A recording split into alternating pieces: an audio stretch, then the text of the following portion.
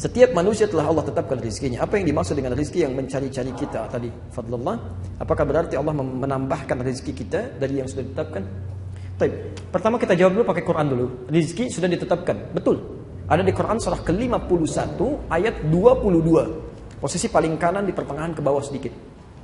Wa fis samai rizqukum wa ma tu'adun.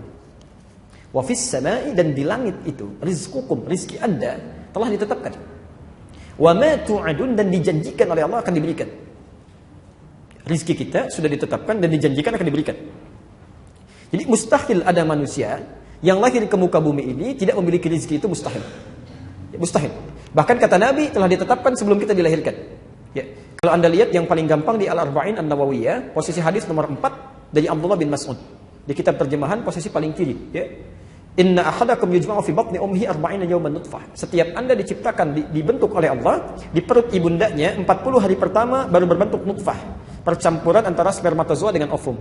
Thumma yakunu mithla dzalika 'alaqah. 40 hari kedua berbentuk 'alaqah, zigat yang mulai menempel di dinding rahim. Thumma yakunu mithla dzalika mudghah. 40 hari ketiga usia 4 bulan berbentuk mudghah, daging sekunyahan yang mulai punya bentuk. Ya, fayursalu ilaihil malak, maka usia 4 bulan ini diutus malaikat. Fayanfukhu fihi roh, meniupkan roh dengan izin Allah. Wa yu'maru bikatsbi arba'in, dan diperintahkan menetapkan 4 hal. Pertama kali bikatsbi rizqihi, menetapkan rizkinya. Jadi rizki kita itu sudah ditetapkan oleh Allah sebelum kita bahkan terlahir, dan akan dibawa sampai kita menghadap pada Allah Subhanahu wa taala. Jadi tidak akan ada orang meninggal sebelum dicukupkan rizkinya. Jelas di sini? Baik. Pertama, maaf, rizki tadi ditetapkan di mana?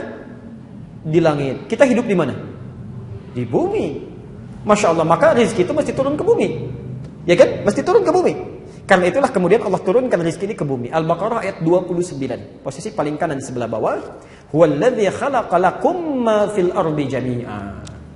Dan kemudian Allah ciptakan, jadikan untuk kamu semua yang ada di bumi untuk kamu. Karena kamu tinggal di bumi, rezekinya kami turunkan ke bumi. Jelas ya? Rezeki ditetapkan di langit, kita hidup di bumi, diturunkan ke bumi. Baik. Sekarang ibu bapak tinggal di mana? Enggak, di Kelapa Gading. Bumi kan luas. Bumi luas, ya. Hati-hati. Barangkali Anda di Kelapa Gading, rezekinya ternyata ada di Sumatera. Ya, rezeki Anda turun di Sumatera, maka Anda kan harus berangkat, ya. Kerja dapetin itu, ya. Di Kelapa Gading pun masih luas. Ya, tinggal di Istiqamah, rezekinya di mall misalnya kan, dekat mall sana. Maka kan harus berangkat kan? Harus kerja, harus beraktivitas. Maka turun Quran surah kedua Al-Baqarah ayat 168. Posisi paling kanan sebelah bawah, ketentuan umum. Ya ayyuhan nasu, hei manusia, kulu mimma fil ardi halalan thayyiba. Silahkan Anda bekerja, beraktivitas untuk cari makan itu. Ini bahasa kiasan, kinayah kalau dalam bahasa Arab. Meminjam satu kata, pas prototo untuk mewakili yang lainnya. Bapak kan ditanya, Pak mau kemana? Mencari sesuap nasi. Ya, padahal nggak sesuap kan? Anda cari untuk di rumah, untuk pakai, untuk macam-macam. Ini bahasa Quran asalnya. Ya. Kulu mimma fil ardi, silahkan cari makan di muka bumi. Silahkan bekerja, aktivitas. Silahkan cari. Ya. Jadi pertama, rizki itu menuntut pencarian. Dan itu ditetapkan oleh Allah kepada seluruh manusia. Hukum Allah berlaku di bumi. Sunnatullahi fil kaun. Jadi maaf. Rizki itu pertama terkait dengan ikhtiar kita. Jadi kalau ada orang misalnya, mohon maaf ya, ada orang walaupun sesoleh apapun tidak mau berikhtiar, nggak akan turun juga. Dia harus cari. Ya. Dan tidak ada hubungan dengan iman. Kaya tidak ada korelasi dengan iman. Misal, mohon maaf, kenapa ya saya sholat, tapi kok orang itu nggak sholat dia kaya? Ada kata-kata itu Pak. Kami pernah bertaklim, ada orang mengatakan, Ustadz kenapa mesti sholat? Toh yang nggak sholat pun bisa kaya. Kami sampaikan syarat kaya itu bukan sholat. Syarat kaya itu bekerja. Jadi kalau Anda nggak kerja keras seperti dia, ya nggak akan dapat rezeki Anda. Sholat itu menjadikan kaya Anda menjadi berkah. Harta Anda bermanfaat, itu fungsi sholat.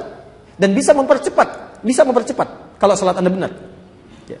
Jadi hukum yang pertama, rezeki di langit, diturunkan ke bumi, kita harus cari. Nah, itu yang disebut dengan adlullah, keadilan Allah di muka bumi.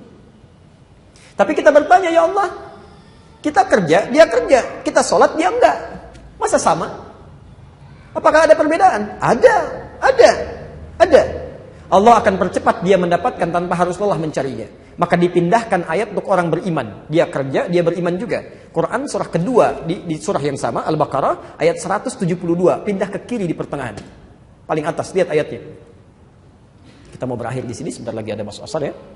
Ya ayyuhalladzina amanu, hei orang-orang yang beriman. Perhatikan, ayat yang pertama kan ya ayyuhan nas ya.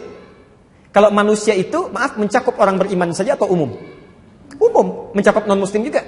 Artinya kalau non-muslim pun bekerja, dia mendapat rezeki. Tapi ayat ini, ya ayyuhalladzina amanu, hei orang-orang yang beriman. Kalau beriman itu orang Islam saja atau non-muslim juga? Islam saja. Ya ayyuhalladzina amanu, kulu min thayyibati ma razaqnakum.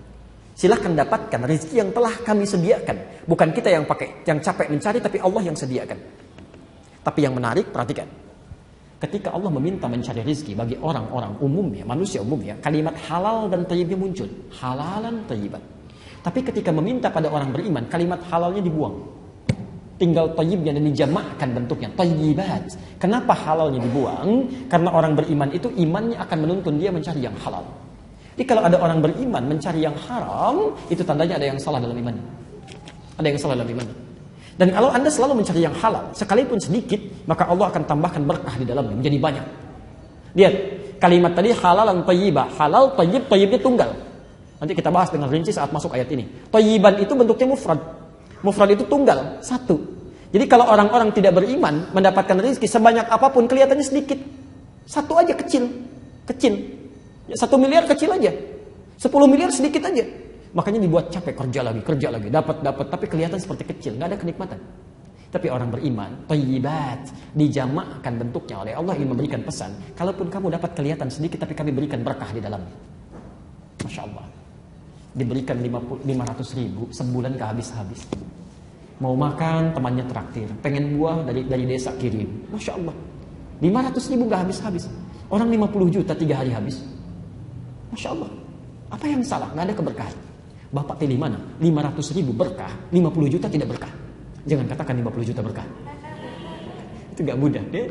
Tayyib. Jadi, ada lagi yang hebat yang ketiga. Saya tutup Quran surah ke-7 ayat 96.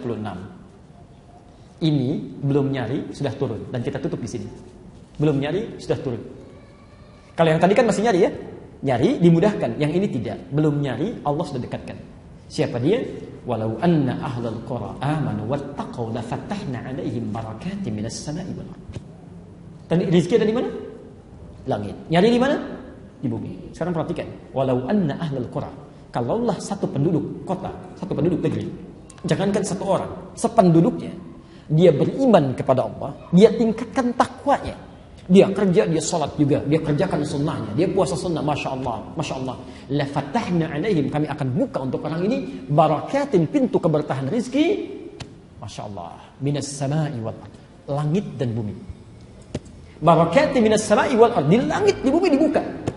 Ya, kalau rizki ada di langit, cara kerjanya di bumi, pintunya dibuka dua-duanya, di mana lagi yang susah? Itu yang disebut dengan fadlullah, keutamaan yang Allah berikan.